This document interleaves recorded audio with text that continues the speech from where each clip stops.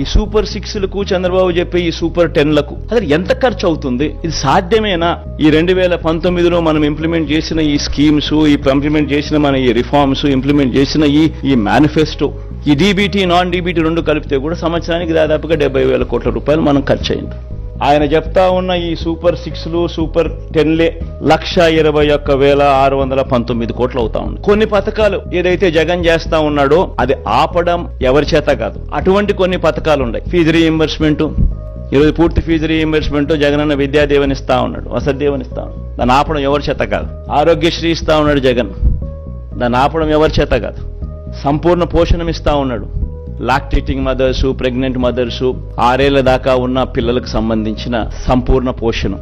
Free rice ఇస్తా ఉన్నాడు జగన్, మనం క్వాలిటీ పెంచి ఇస్తా ఉన్న బియ్యం. దానికి ఖర్చు 18,50,000 మంది రైతన్నలకు ఫ్రీ ఎలక్ట్రిసిటీ ఇస్తా ఉన్నాం. రైతన్నలకు, చిన్నపిల్లలకు పెట్టే గోరుముద్ద జగన్ చేస్తా ఉన్నాడు, చేయక తప్పదు ఎవరికి. ఇటువంటి ఈ పథకాలకు మరో 29,100 కోట్లు ఏ ప్రభుత్వమైనా చేయక తప్పని ఖర్చు. రెండు కలిపితే 1,50,718 కోట్లు.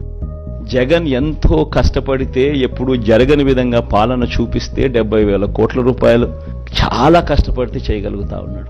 మరి 1,50,000 కోట్ల రూపాయలతో ఆయన సూపర్ 6 అంటాడు, సూపర్ 10 అంటాడు. ఇది సాధ్యమయ్యేదేనా?